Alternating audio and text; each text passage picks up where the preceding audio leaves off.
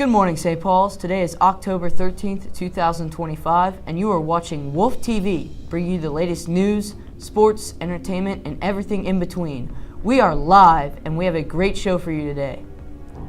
Here are the announcements for today. The swim team will need to dismiss at 2:45 today for a swim meet. Fellowship of Christian Athletes, better known as FCA, is a non-denominational organization that focuses on engaging, equipping, and empowering coaches and athletes to unite, inspire, and change their community and world through the gospel and transforming power of Jesus Christ. Meetings will be held at lunch in the theater and are open to all grades. The first meeting is this Wednesday, October 15th, so grab your lunch first and then grab a friend and come check it out. Any questions, please see Coach Fonant in the gym. Students, remember to frequently check your mobile serve app for upcoming service opportunities. Many have been added, including the Festival of the Lake at Our Lady of the Lake Church. See Coach Ramon in the campus ministry office to learn more. Now let's look at today's news. Over the weekend, Helena Moreno officially won the mayoral race in New Orleans. She received enough votes to win the election outright, meaning there will not be a runoff of any kind. Moreno received 55% of the vote, defeating State Senator Royce Duplessis with 22% and City Council member Oliver Thomas with 18%. Moreno is the second woman to ever hold the position of mayor of New Orleans. Moreno, who was born in Mexico and raised in Texas, moved to New Orleans in 2001 to work as a TV news reporter. She became well known on local news, gaining recognition for her coverage of Hurricane Katrina, an experience that pushed her to run for office. From the start, Moreno dominated the race, leading in polls and outraising her opponents while racking up endorsements from politicians across the spectrum, including some Republicans. As mayor, Moreno has pledged to tackle the city's infrastructure woes, improve public safety, and support small businesses. Israel and Palestinian militant group Hamas signed an agreement on Thursday, October 9, 2025 to cease fire and free Israeli hostages in exchange for Palestinian prisoners. Israelis and Palestinians rejoiced after the deal was announced, the biggest step yet to end the war, which has killed 67,000 Palestinians and destroyed the livelihoods of every family in Gaza. Officials on both sides confirmed they had signed the deal following indirect negotiations in an Egyptian beach resort. Under the deal, fightings will cease. Israel will partially withdraw from Gaza, and Hamas will free all remaining hostages in exchange for hundreds of prisoners held by Israel. Fleets of trucks carrying food and medical aid will be allowed to surge in Gaza to relieve civilians. Israeli Prime Minister Benjamin Netanyahu says the ceasefire would take effect once the agreement is ratified by his government. Now here comes Wolf TV Trivia.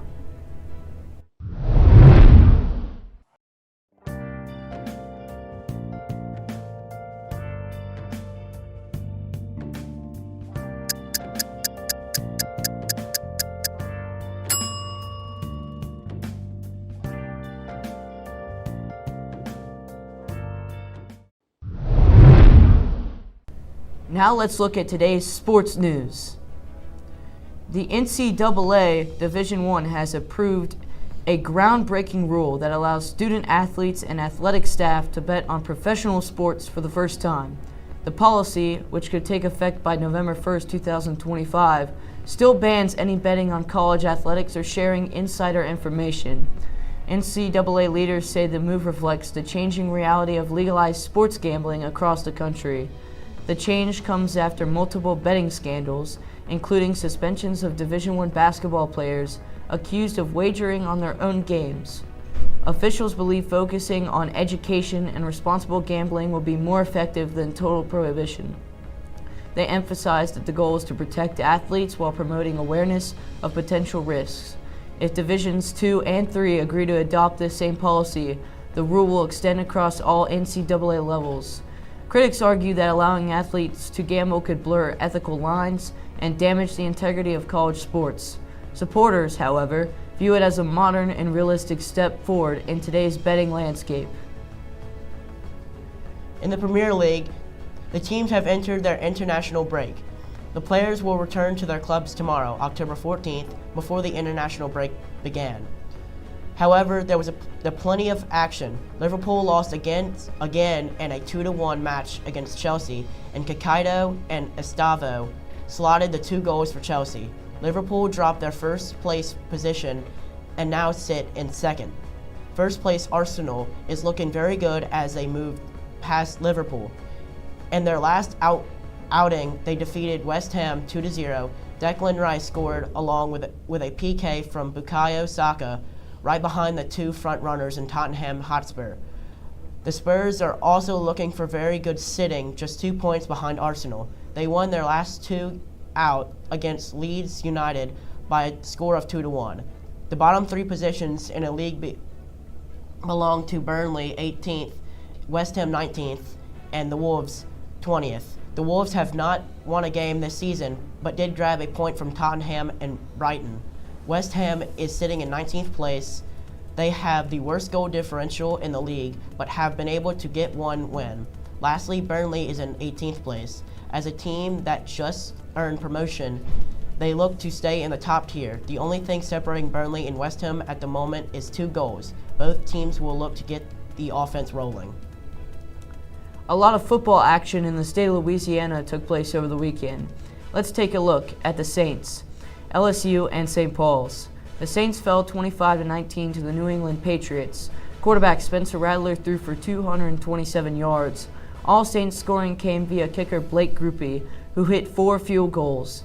A late fumble by tight end Juwan Johnson sealed the game for New England.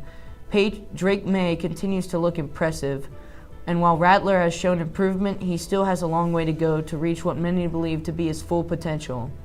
LSU secured a 20-10 win over South Carolina. The Tiger defense was dominant, registering 5 sacks and forcing turnovers. Offensively, tight end Trey'Dez Green had a big day. 8 catches, 119 yards, and a touchdown.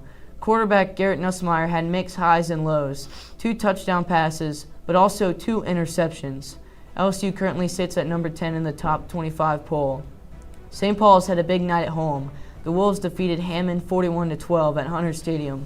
The offense was firing on all cylinders, putting up 41 points, led by several touchdowns from running back Cody Corrales. On the defensive side, the Wolves held Hammond to just 12 points.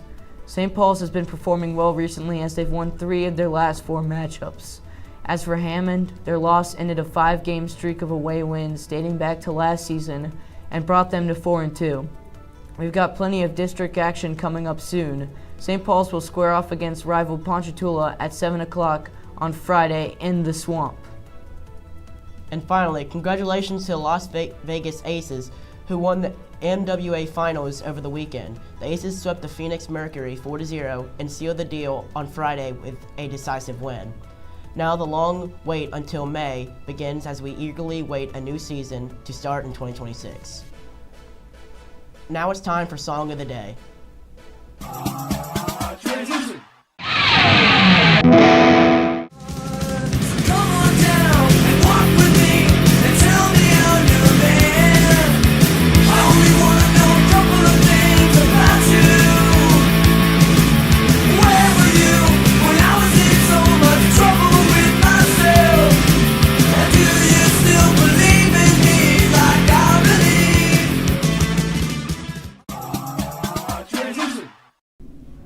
Now let's take a look at the world of entertainment and other things.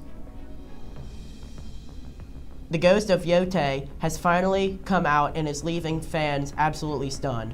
The game fully came out October 2nd and is a PS5 exclusive. The game is fully open world active adventure game and is a sequel to the first entry, The Ghost of Tsushima. The story takes place in the early 1600s of Japan, following the main character, Atsu, a fierce and emotionally complex samurai who returns to her homeland after 16 years in exile. As a child, she witnessed the murder of her family by a group of criminals. Atsu survives and trains to become a mercenary to take her revenge. Along the way, she uncovers secrets about her past, reunites with her long-lost brother, and faces moral crossroads that challenge her thirst for justice. The series is well known for its unique storylines, but the graphics are not to be slept on. The graphics are absolutely amazing and leave the player fully immersed throughout the 30 hours of tightly paced gameplay. The game is already off to an amazing start and is in talks to win this year's Game of the Year this December. A new Fortnitemares has just been released on October 9th. New cosmetics have been added like Scooby-Doo and the gang, which includes all members Shaggy, Fred, Daphne, and fan favorite Velma, along with Ghostface, Jason, Wednesday, Terrifier, and many more to come. New weapons and mythic weapons have been added like Ghostface knife and phone, Scooby snacks, chainsaws, and the sideways weapons are also back. A new reload map has been added as well as called Nightmare. Experience what fans say is one of the best Fortnitemares ever.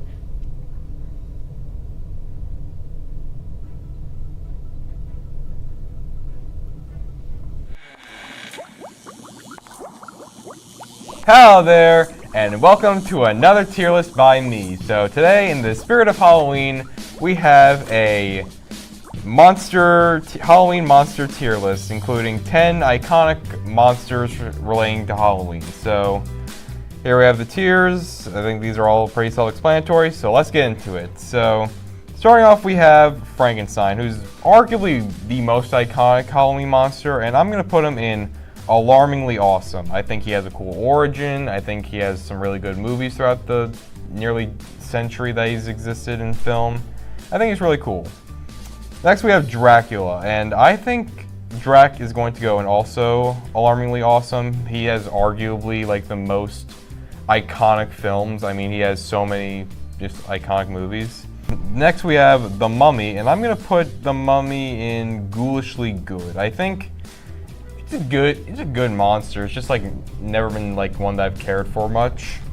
Then we have zombies, who I'm gonna put in spectacularly spooky. I think zombies have like such a good range, from like either like Walking Dead or Zombieland or just like the Night of the Living Dead movies. I think zombies are awesome. Skeletons, I'm gonna put in alarmingly awesome. I think my favorite part of skeletons is just those plastic skeletons they have. I just think those guys are really funny. I want to get one of them. Werewolves, I'm really not trying to fill alarmingly awesome, but I like werewolves. I think, like, the original werewolf movie, The Wolfman, I think is a really good, tragic movie, and I think, like, whenever they build off that, I think, like, that just makes the werewolf really interesting, this kind of, like, combating your monster self. The ghosts, or ghouls, or whatever, I'm gonna put in spectacularly spooky, because I think ghost stories can be really cool. I like Ghostbusters. Then we have witches, and I think witches, I don't care for witches much, but I think they're iconic enough to go in at least ghoulishly good. Obviously you have The Wicked Witch of the West, which is one of the most iconic film villains of all time. Aliens are cool, but I don't really put them with Halloween, so I think for that I'm gonna drop them into familiarly fine. They would be good, I just don't really associate them with like Halloween, so to say. And finally we have the Headless Horseman. I needed someone to rep the pumpkins, so I think the Headless Horseman, he's really cool. I'm gonna put Headless Horseman in the alarmingly awesome tier. I think like he just has a cool design, he has some really cool stories, and has a lot of really good movies, so that is my Halloween monster tier list. So now I know a lot of people are not going to agree with this, but hey, that's just my opinion. So that's all I have for today, Wolves.